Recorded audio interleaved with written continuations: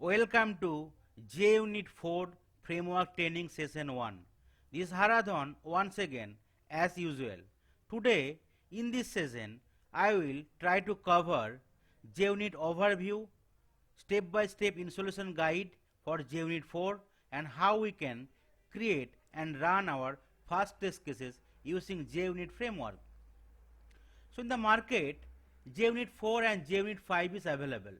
JUnit 4 is some kind of, it was developed, it was available in the market maybe few years back, but currently JUnit 5 is available with some latest feature.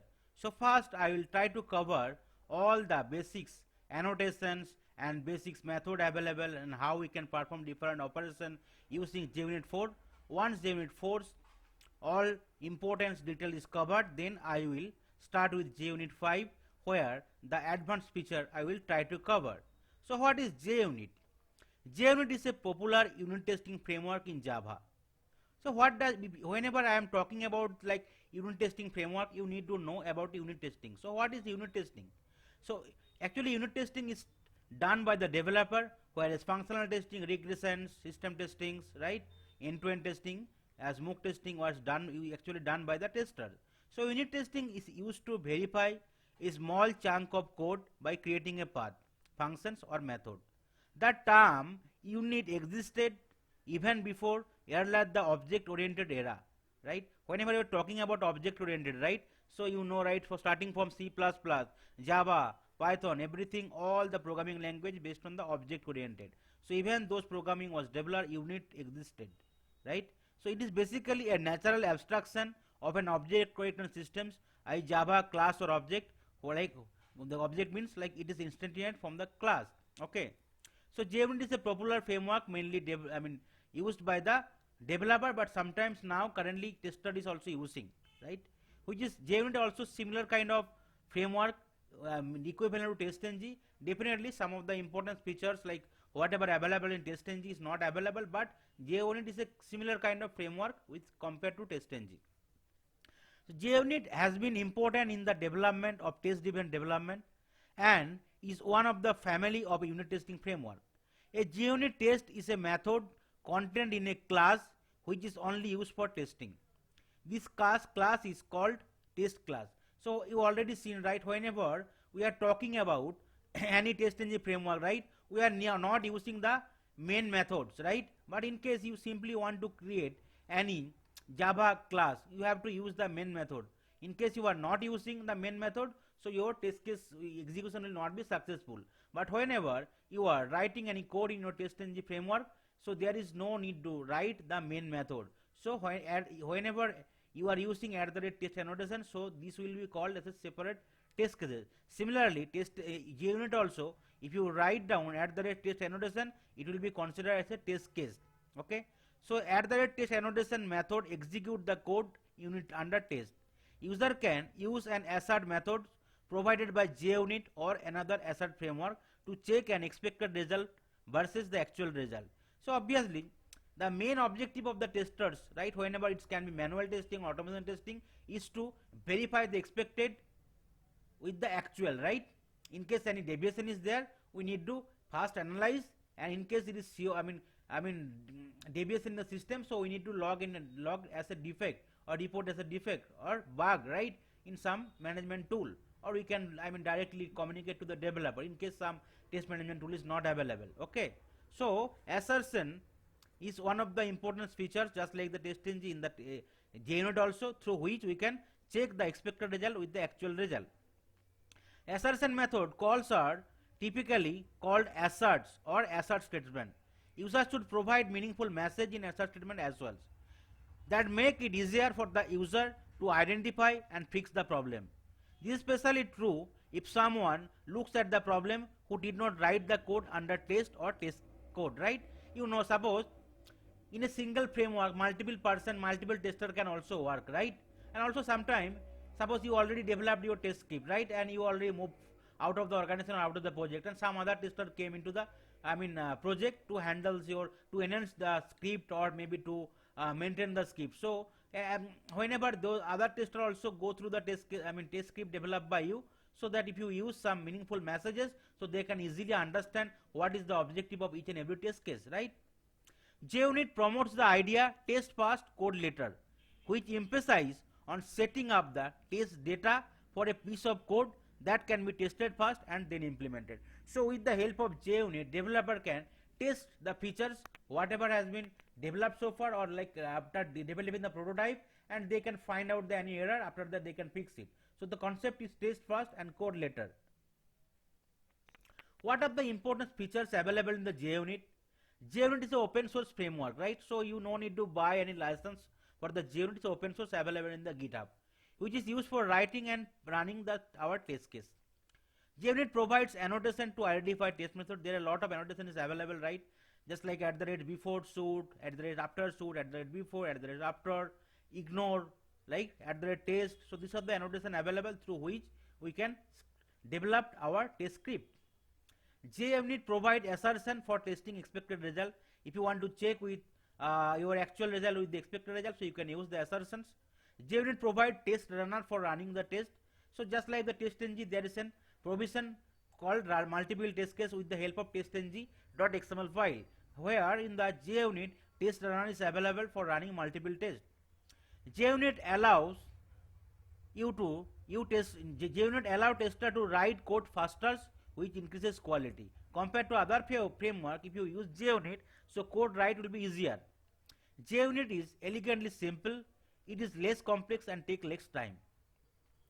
JUnit test can be run automatically and user can check their own result and provide immediate feedback. There is no need to manually comb through a report of test result. So JUnit running is very fast, so immediately after running your test cases, right, anyone can verify the result and they can immediately act on for the rectification part. JUnit test can be organized into test suite containing test cases and even other test suite also. So if you want to run multiple test classes, right, so it can be combined with the help of JUnit test suite. So I will cover one by one. Okay. JUnit also help in showing test progress in a bar that is green if the test is running smoothly, and in case it is fail, so it will be turned as red. So from the color combination itself, we can easily identify whether my test script is passed or fail. In case it is passed, it will be highlighted in green. In case it is fail, it will be highlighted in the red. So I have tried to depicted all the importance, right, features available in JUnit 4, whereas in TestNG. So JUnit 4 and TestNG are both very popular unit testing framework in Java. Both frameworks looks very similar in functionality, but some of the features is not available in JUnit 4, where those are available in the TestNG. Right? Test annotation is same, @test and @test in both in JUnit 4 and TestNG. Run before all test cases in the suite have run, right? Before suite, after suite, after running, all the suites, those are available in the TestNG, whereas this is not available in the JUnit 4, right? Run before the test, which is annotation is @before test and @after test for running after test is available in the TestNG, whereas those are not available in the JUnit.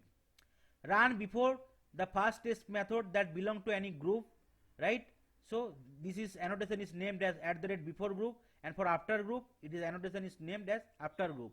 So those annotations are available in TestNG, whereas those are not available in the JUnit.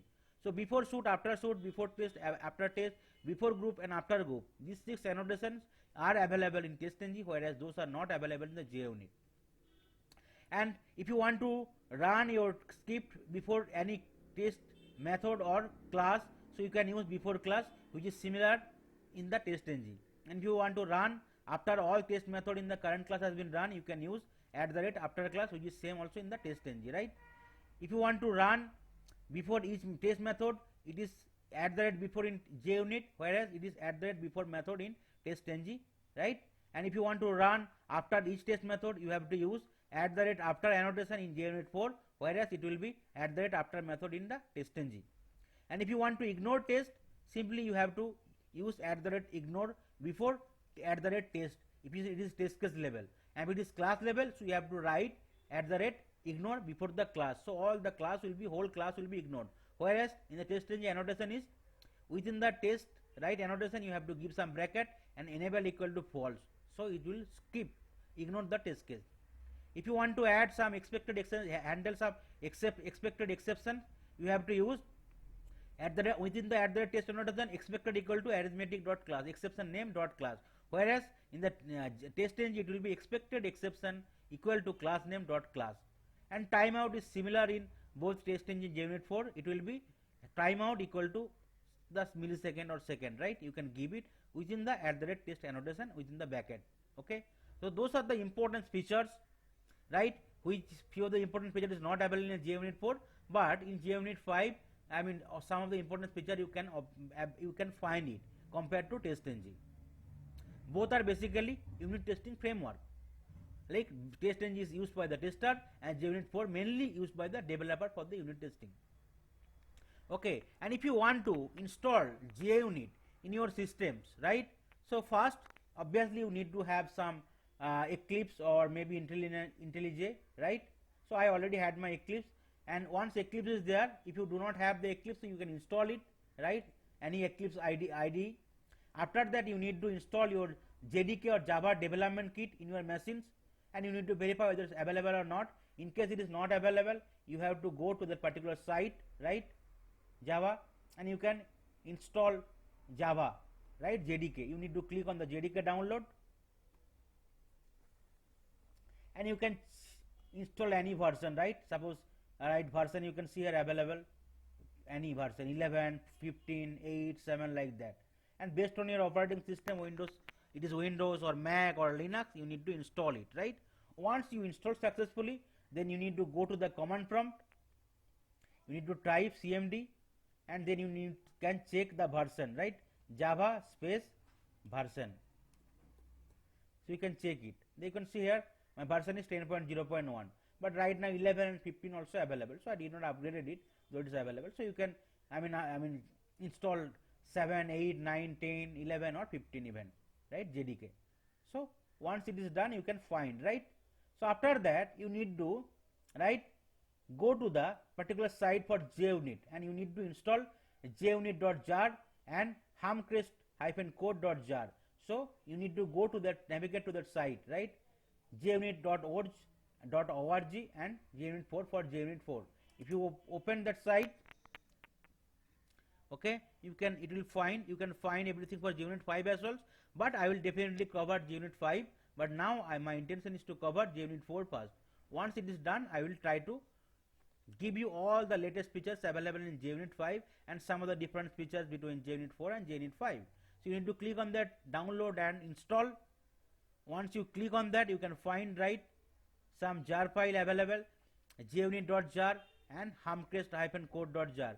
So you need to install both the jar, right? If you click on any of the link, so there is a provision. You can see there is a download link. If you click on that, it will be download.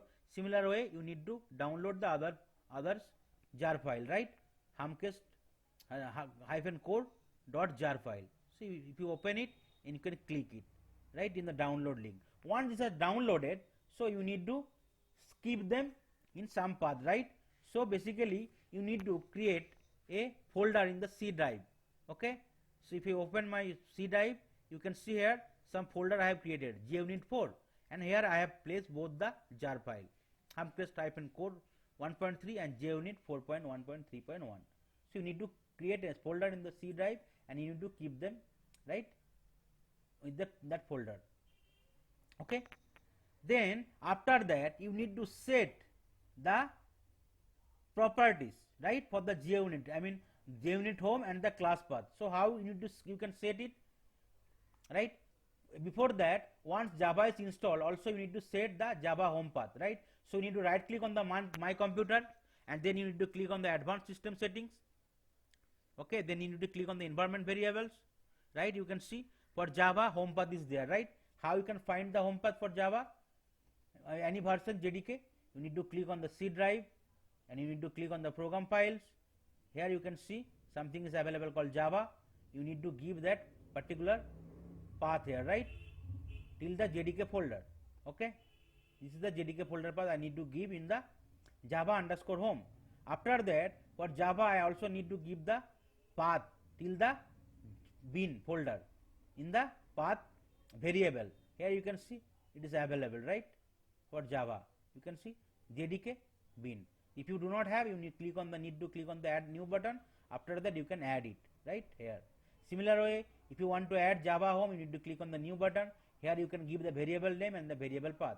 Suppose variable name will be Java underscore home, and you need to give the path here, right, till the JDK, and in the path folder you need to give the path till the bin, right. So once this is done, you need to click on the OK button. Similarly, once the Java home and path is added, right, you need to add the JUnit home. After clicking on the JUnit here, it is already there. After clicking on the new button, you need to give the variable name as JUnit home and the variable path, okay. And then also you need to declare a class path, right. Another, you need to create another variables. Variable name will be class path. So here you can find another variable is there for JUnit is class path, okay, and the path will be percentage class path colon percentage JUnit home percentage, and this is the JUnit jar file name, right. If you open the jar file, JUnit jar file, so you can see the jar file name will be, right, JUnit hyphen 4.13.1. So once this setting is done for Java and JUnit, right, then this is the basic setting done. After that, right, if you want to associate JUnit to a project, so you need to create a first project here in the Eclipse, right. So I will create a project first in the Eclipse.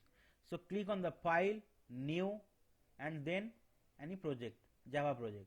I can create any Java project. File, new, and then project, Java project, right. You can create. So I will create JUnit 4 training, okay, and here I need to click on the finish button. So that particular project will be created, right. After that, once the project is created, you can see the SRC file is by default there, right. So now I need to associate both the JUnit jar file. You need to right click on the project and click on the properties. Here there will be Java build path option will be there. You need to go to the library, right, and need to click on the add external jars, and then you need to go to that particular folder C drive JUnit, and you need to associate both the jar file to your project, right. You need to click on the apply and close. So once these are associated, and you can see immediately reference library folder will be created in the project, and you can see those jar file are available here, JUnit and Humcrest -core -1.3 jar, right. Those are the available, right.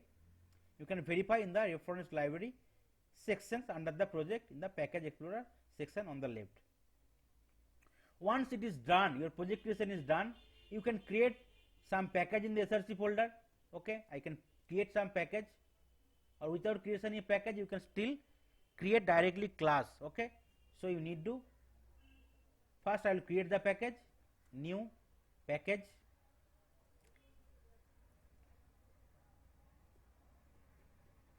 for training, JUnit 4 training. I am creating the package, and under the package if I want to create some JUnit class, so you need to right click, then new, and then you need to click on the others, right.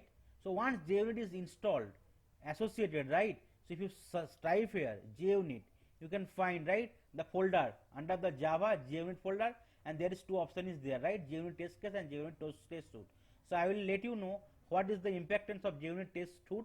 First let's create some JUnit test case. So we need to select JUnit test case, and you need to click on the next button, right, and here you can see new JUnit 4 test, not new JUnit 3 test or new JUnit Jupyter test is coming. So we will select by default new JUnit test 4, and you can see here source folder is coming, JUnit 4 SRC, and package name is coming. In case you are directly creating, right, in the project, so you need to give the package name, so automatically it will be coming. So I am giving the class name,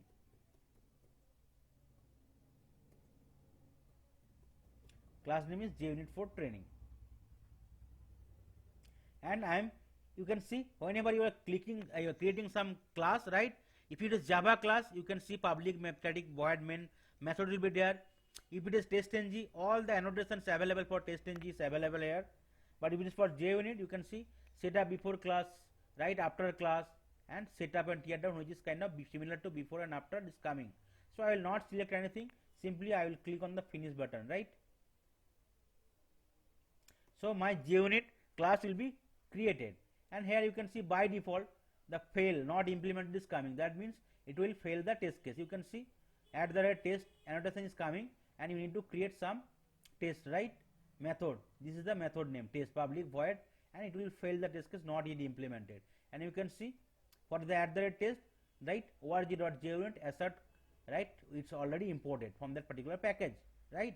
So if you run it, so whenever you are dealing with Java class, so obviously Java option will be there, but if you right click here and if you want to run it, run as, you can see JUnit test is automatically coming, because I already associated JUnit and Humcrest code file in my project.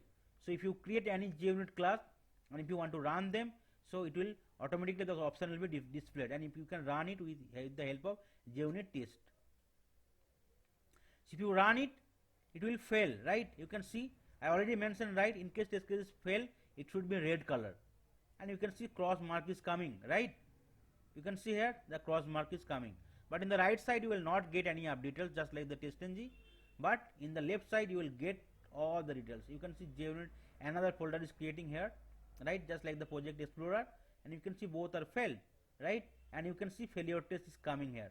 If you want to extract the report for failure, why it is failure, you simply need to right click on that particular method, whatever is got failed, and also you can see the time, total time taken, and run one on one, and error failure, right? Failure is 1, no error is there, only failure is there.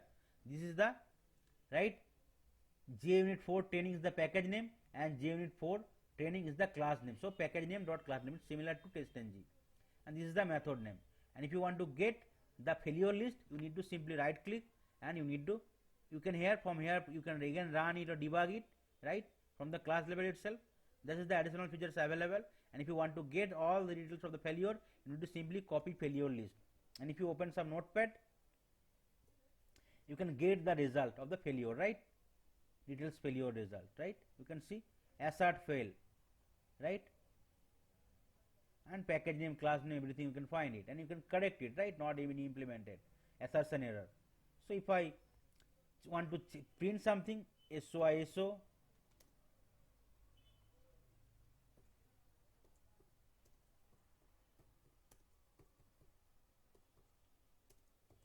my first testng test, it will print out. Here also I can add some assert. So if I want to add some assertion, so that is the method you can use it, right? Suppose I can use some assert equals, okay, and here I can give some condition. Suppose I want to check with 5 with 5, and you need to end with semicolon, okay. So error message is there, it will check some assert equal. If you run it from here, also it will run via, right, JUnit test. So now you can see, because it will be pass only, right, you can see no failure is there, and it is green. So that's why you can understand it is pass, right? And here you can see the output is coming in the console, my first testng test, right? And assert equals is also passed, okay. If you expand it, you can see it is getting passed, okay. There is no such failure option was there, because it is not failed. That is the reason you will not able to export the failure result. That is the option is not available. If you want to run it again, you can run it from here, it will again run it, right? You can, if you want to debug it, you can debug it. Now if you again change the assertion point to failure, so it will be failed now. Okay, the output is coming, my first testng test, but it is getting failed, right? And if you right click here, you can see that copy failure list is coming, and if you copy it and if you paste it in the notepad again, so you can get it, the result, details of the failure, right? Expected was 5 and failure was 6, assertion failure error, right? And if you correct it again, and also here you can find details, right, why it is getting failed, right? Java.lang.assertion error, expected 5, actual was 6, and you can correct it from here. Suppose I can change it to both 10 10, okay. And if I want to run it, there is a provision from run in the, from that particular method, in the JSTNG. You can still here from, you can run it from here as well. Okay, so it will give you result as pass, right? You can see tick mark, green tick mark. Okay, so if you run it, so it will be with the help of runner, right? And if you run it from here, so you can see that is coming, right? So that is called runner. So from the runner you can, there is a provision to run it after correcting your code.